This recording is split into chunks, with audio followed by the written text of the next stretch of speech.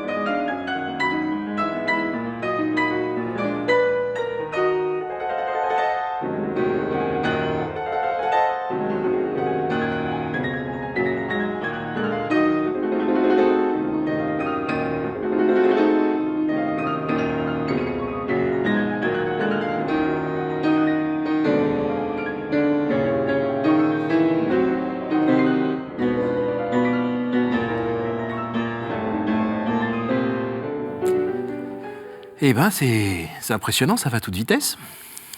C'est le vrai titre, ce n'est pas l'Appassionata, c'est une étude d'exécution transcendante de Liszt. Donc là, on comprend mieux le caractère virtuose, puisque Liszt était connu pour être le plus grand virtuose de tous les temps, qui reste, on pense, inégalé même aujourd'hui. Pourquoi avez-vous choisi cet air en particulier ?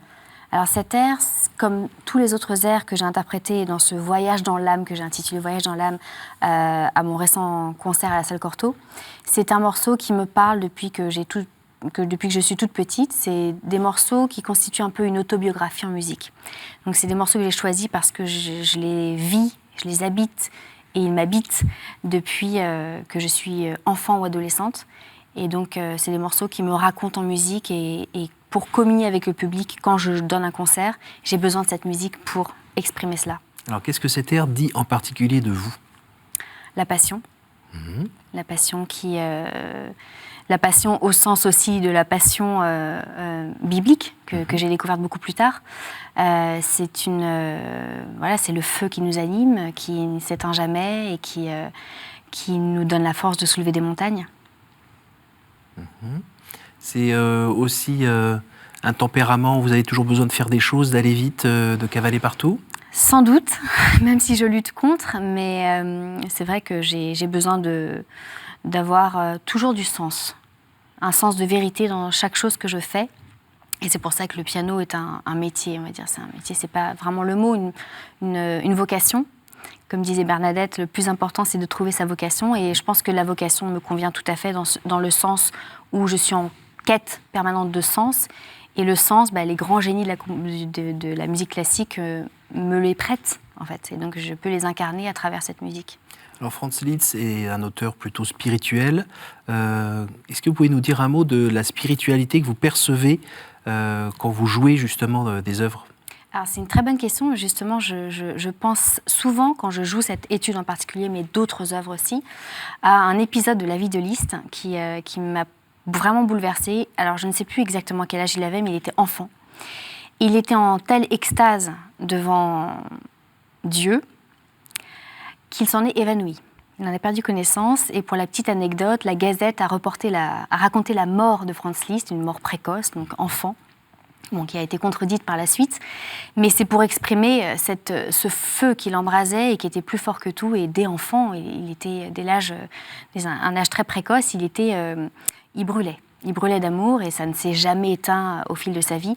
Et pour moi, cette étude est un des morceaux qui raconte cette flamme, cette passion. Et alors, quand vous le jouez, vous glissez dans ses pieds et dans ses mains, ou bien vous êtes vous-même à faire ressentir cette musique dans ce que vous vivez ?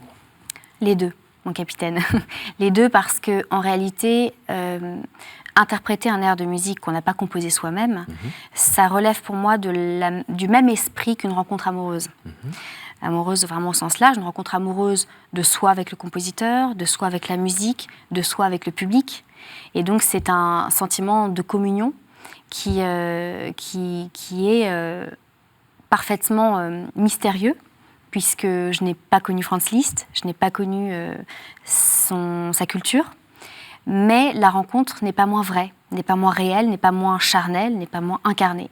Et c'est ce mystère qui me plaît. Comme on reprend les mots du poète, vous prenez les notes du compositeur, c'est sa langue? Exactement, c'est sa langue, mais c'est aussi la mienne. Parce que quand je joue un morceau, c'est parce que j'ai rencontré ce morceau qu'il m'a parlé tout de suite que je le joue. Tout ce que je joue, ce sont des coups de foudre. Sinon, je ne pourrais pas le jouer. Est-ce que vous avez fini par comprendre un peu ce mystère de la musique qui donne des couleurs à ce que nous vivons, à notre âme, à nos émotions, à force de la fréquenter? Est-ce que vous comprenez mieux ce mystère ou pas? Je pense qu'on ne l'aura jamais compris, au sens où, justement, ce qui est mystère, c'est ce qui nous attire, mais ce qui est inexplicable. Donc, on est constamment attiré, on va constamment plus loin, c'est comme une courbe asymptotique qui s'élève toujours plus haut, mais on ne peut pas le comprendre au sens l'embrasser, l'expliquer avec des mots, et c'est justement ça qui me plaît aussi, puisque la communion que je vis avec le compositeur, la musique et le public est une communion qui ne connaît pas, forcément par définition de communion, mais de division ou de malentendu, puisqu'il n'y a pas de mots pour diviser. On sait que les mots divisent parfois. Ils rassemblent aussi, mais ils peuvent diviser. Et la musique est tellement éminemment émotion, puisqu'on ne peut pas dire que le do a une signification propre, insignifiée. Donc la musique est pure émotion. Et comme ça s'adresse à la partie qui n'a pas de défense, qui est le cœur, eh bien, je trouve que c'est un instrument de communion et de paix inégalable. Alors, on vous a déjà vu à l'antenne il y a quelques années. Il faut qu'on vous resitue un petit peu. En gros, vous êtes un peu comme Obélix. Vous êtes tombé dedans quand vous étiez petite. Exactement. Sauf que... c'est sympa la comparaison. Oui, tout à fait. Et je l'utilise souvent d'ailleurs, donc je suis étonnée. Sauf que là, c'était un piano. Exactement. Je ne suis pas tombée dedans, mais je suis tombée dessus en tout cas. Et j'avais 2 ans quand j'ai joué l'hymne à la joie d'oreille, puisque Beethoven est probablement celui dont le langage me parle le plus. Et donc ma mère a tout de suite vu que j'étais... il se passait quelque chose au piano en tout cas. Et alors après, elle a mis de l'engrais, elle a arrosé? Tout à fait. Alors à 5 ans, je suis rentrée sur dérogation du directeur Pierre Petit à l'époque, qui prenait la relève d'Alfred Cortot à l'École normale de musique de Paris. J'ai commencé ma scolarité donc à 5 ans avec mes collègues qui en avaient 20 de plus. Et donc, et après, j'ai poursuivi le conservatoire. Je suis passée au conservatoire régional de Paris, rue de Madrid, et après, je suis rentrée au National supérieur de la Villette. Donc, on peut dire que vous avez une enfance ou pas?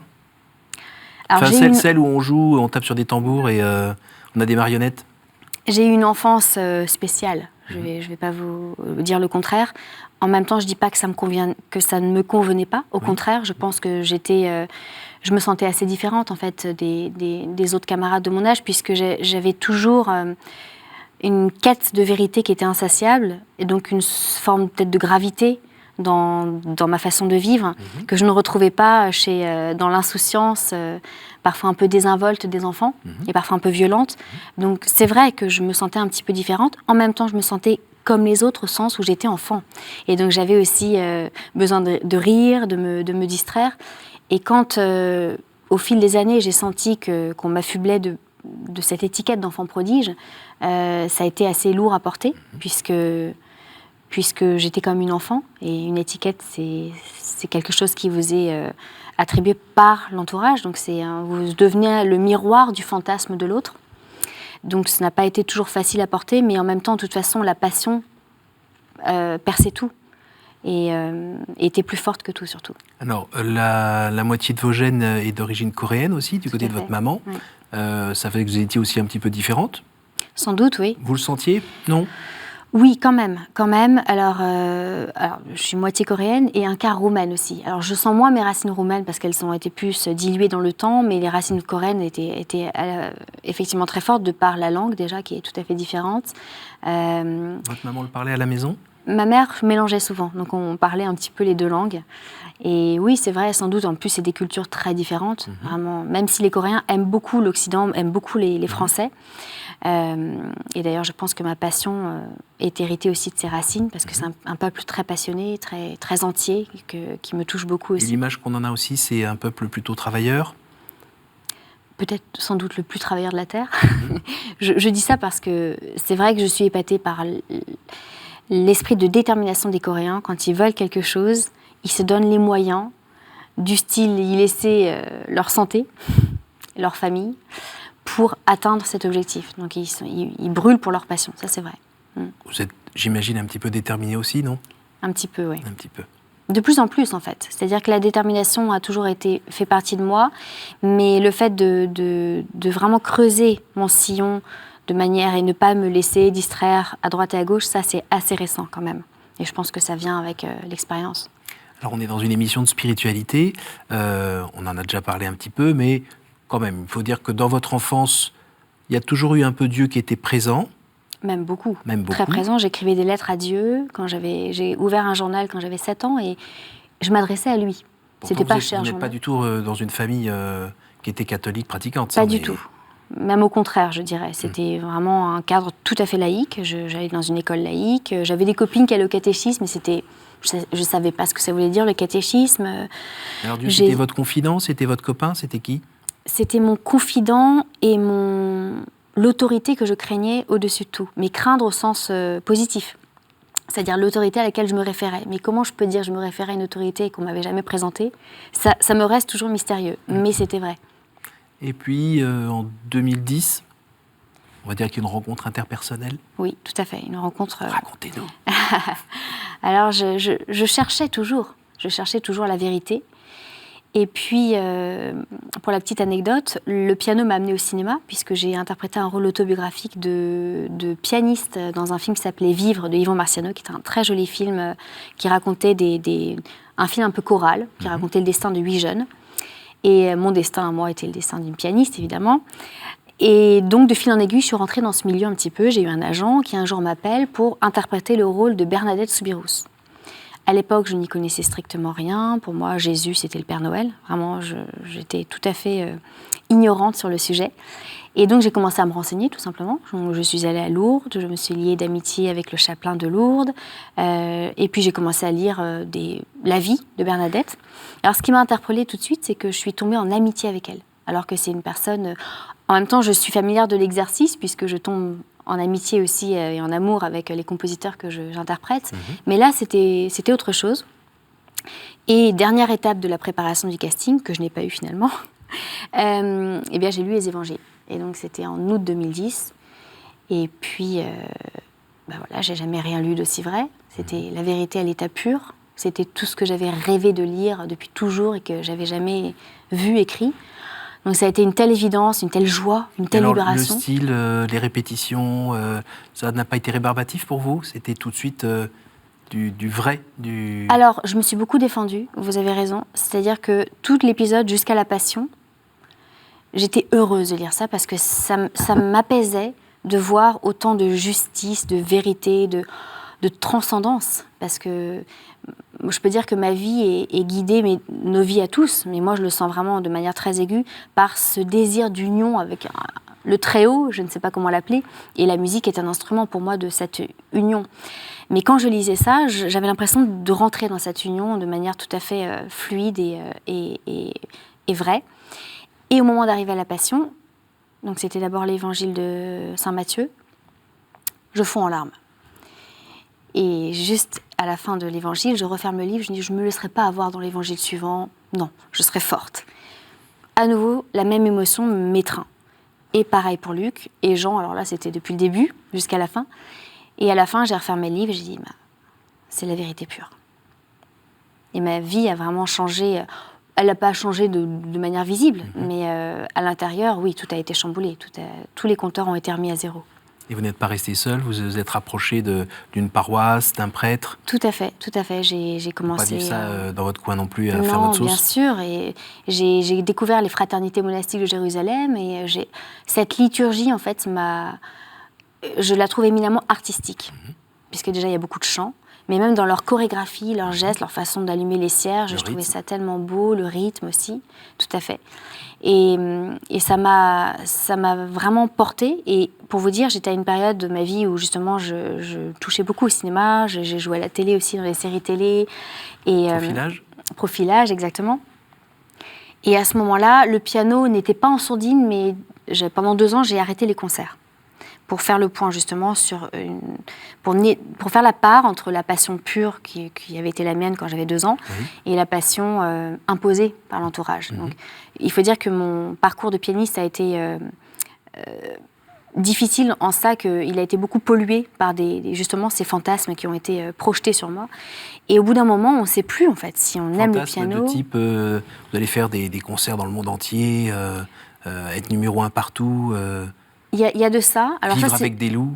Vivre avec des loups, jouer dans le monde entier, mais aussi quand j'ai eu 18 ans et que j'ai eu mon prix au Conservatoire national, ma famille a souhaité que je poursuive mes études. Donc je suis allée à l'ESSEC.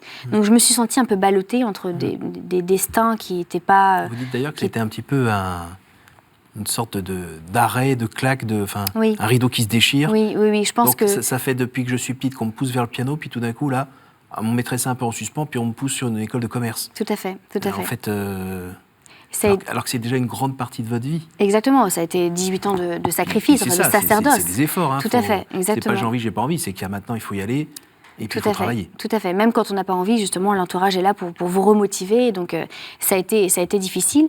Et quand j'ai, donc pendant 2 ans, j'ai cessé les concerts pour vraiment tester combien de temps je tiendrais loin de mon piano pour voir si l'amour, le besoin du piano était plus fort que tout. Vous continuez à jouer dans la journée quand même? Ah, toujours. J'ai toujours travaillé, mais je ne faisais plus de concerts pendant 2 ans.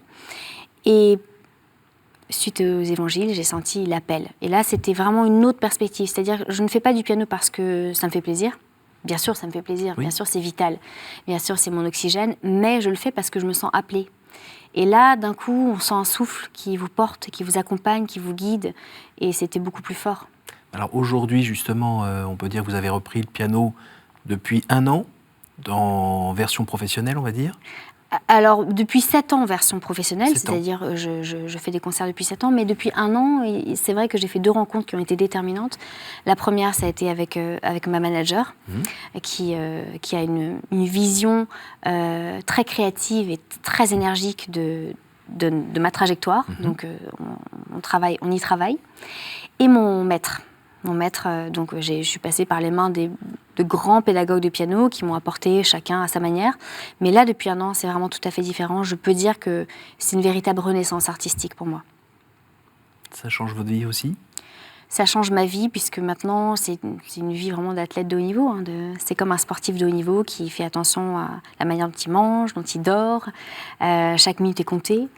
Et puis, il faut aussi s'économiser pour durer, exactement. Et puis, donc, une meilleure allocation de l'énergie à ses activités, à ses amis. Donc oui, c'est une vie différente, mais c'est une vie qui, je pense, depuis 1 an, c'est vraiment la vie qui me correspond. Les lumières, la scène, le public, c'est un lieu de perdition, c'est un lieu où on grandit, c'est un lieu où on se nourrit. Vous en êtes où, vous ? De perdition, je ne l'ai jamais vu comme ça en tout cas, ça c'est sûr. De souffrance, ça l'a été, puisque dans les contradictions internes de mon parcours et de la manière dont j'ai été managée, on va dire, dans le passé, ça a été un lieu de grande ambivalence dans le passé. C'est-à-dire à la fois, je savais que c'était là où je vivais le plus, où j'étais le plus en vie, et à la fois c'était compliqué à gérer. Mais depuis justement que je creuse mon sillon, je sens de plus en plus que c'est vraiment le lieu où je peux le plus entièrement être en communion avec le public, avec ceux à qui j'offre la musique, y compris les compositeurs qui m'entendent de là-haut. Donc, Et vous dites aussi que c'est l'endroit où vous témoignez le mieux de votre foi ? Exactement. Pour moi, un concert est une prière. C'est vraiment ma manière de prier, ma manière d'exprimer la transcendance, d'exprimer ce que j'ai reçu. Et puis, comme disait Paul Valéry, le génie est celui qui m'en donne. Et donc, Je ne sais pas si j'ai reçu du génie, mais en tout cas, j'ai reçu un talent. Et j'ai besoin de le partager. Et la scène, pour moi, c'est le lieu où... vous savez, c'est un instant de vérité, en fait. Avant de monter sur scène, c'est comme avant de se présenter au jugement dernier. Donc, on vient tout nu, tout faible, tout humble, tout petit, alors qu'on doit donner l'impression qu'on est grand. Mais c'est vraiment les deux. Comme disait saint Paul, quand je suis faible, c'est là que je suis fort. C'est vraiment ça. C'est qu'on se sent tout faible, mais dans cette humilité, dans ce dépouillement, dans cette... Ça me rappelle aussi le moment où le pape François est arrivé à la fenêtre quand il venait d'être nommé pape. Ça, c'est une image qui m'a vraiment émue, énormément émue, parce qu'il est venu tellement simplement. Et cette simplicité, eh bien, c'est là qu'est le réservoir où viennent se déverser toutes les forces et tout l'amour et toutes les bonnes énergies. Donc la scène, pour moi, c'est tout ça. Donc vous venez pour donner, pour recevoir aussi. On reçoit quoi quand on est là? L'amour. On donne de l'amour, on reçoit de l'amour. C'est vraiment un bain d'amour et de partage et de bonheur. Souvent, et j'ai des témoignages de gens qui repartent des concerts et qui me disent « Je suis rentrée à pied, j'ai même pas vu le trajet, je chantais sur le trajet », comme si ça m'avait donné des ailes. Et ça, pour moi, c'est les plus beaux témoignages. Alors, on arrive à la fin de cette émission. Je vais vous poser les 3 questions que je pose à tous nos invités. Quel conseil donneriez-vous à quelqu'un qui vous dirait « J'ai envie de rencontrer Dieu, par quoi dois-je commencer ?» Aimer les autres. Quel est votre héros, votre saint, la personne que vous trouvez admirable? Jésus. Au jour du jugement, qu'aimeriez-vous que Dieu vous dise, Lydie? Je t'aime et je t'ai toujours aimé. Viens. Merci. Merci à vous, Lydie, Cyril. merci pour votre fraîcheur, votre vie, votre témoignage, votre enthousiasme. Et puis, merci d'être venu, tout simplement. Oui, surtout merci. dans votre emploi du temps qui est bien rempli, on a bien compris. Alors, merci à vous tous pour votre fidélité. Si vous voulez revoir ce témoignage et évidemment le partager autour de vous, il y a un site www.ktotv.com. Et puis, c'est normal, on se quitte en musique avec cette fois un extrait du concerto numéro 20 de Mozart, Köchel numéro 466. Et alors si j'ai un mot encore à dire, le premier morceau qu'on a écouté, donc c'était la Passionata de Liszt que j'ai joué à la salle Cortot, et je rejouerai à la salle Cortot le 15 novembre prochain, donc dans un autre voyage dans l'âme. Voilà. Voilà, merci beaucoup, bonne fête de la musique à tous et à la semaine prochaine.